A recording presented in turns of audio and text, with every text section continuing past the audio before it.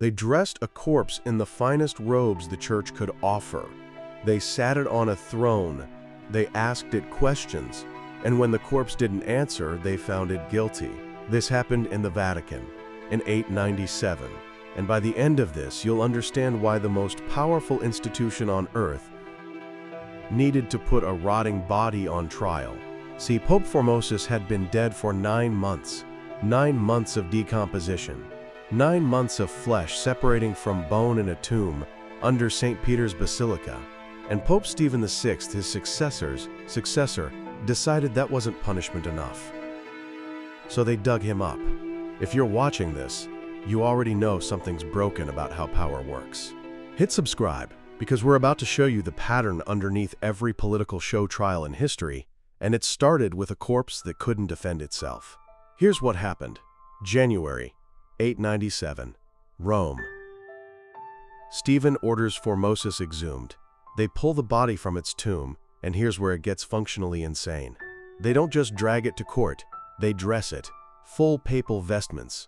The same robes Formosus wore when he was the most powerful man in Christendom. They prop the decomposing thing on a throne in the basilica. They assign it a deacon, a teenage deacon, because someone had to stand next to the corpse and speak for it. And apparently that job went to whoever lost the worst lottery in church history. The charges: perjury, violating canon law by switching bishoprics, coveting the papal throne, standard political accusations, except the accused had been dead since April. Stephen presided. He screamed questions at a body that was, by all accounts, falling apart. Witnesses testified. The deacon stammered answers on behalf of a man whose jaw may or may not have still been attached to his skull. This went on for days. Now here's what most people miss. This wasn't madness. This was strategy. Because Formosus had ordained priests, he'd appointed bishops, he'd crowned emperors.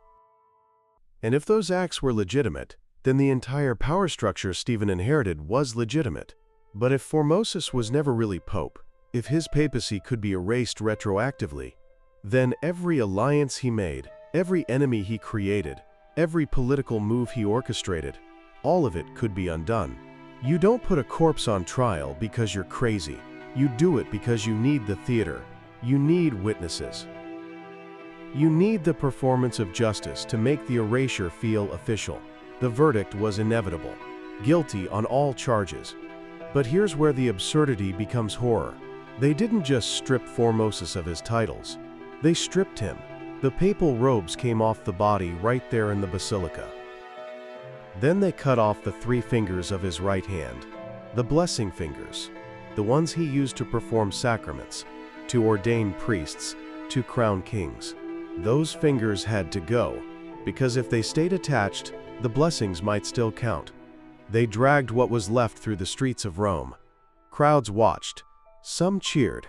Some stood silent, trying to process what happens when the church decides reality is negotiable. Then they threw him in the Tiber River.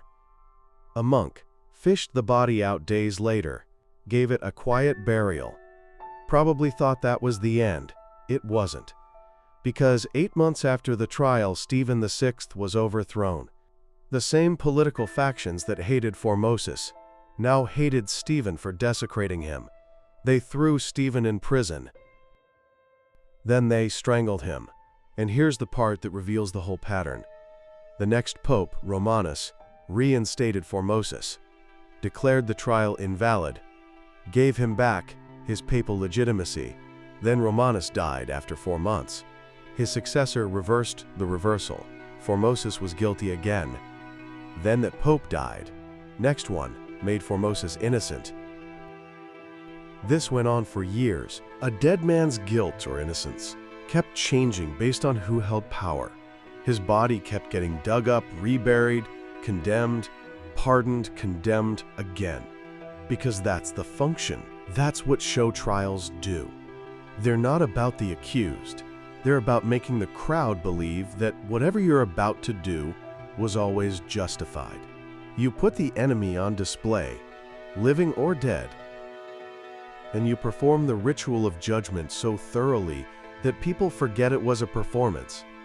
The cadaver synod worked, not because anyone believed a corpse could be guilty, but because enough people needed to believe the system still made sense, that there were still rules. That power still required legitimacy. Even when legitimacy meant interrogating a rotting pope in front of witnesses who knew exactly what they were watching and went along with it anyway. So here's the question you need to answer in the comments. We still do this. We still put people on trial after the verdict's already decided. We still perform justice instead of practicing it.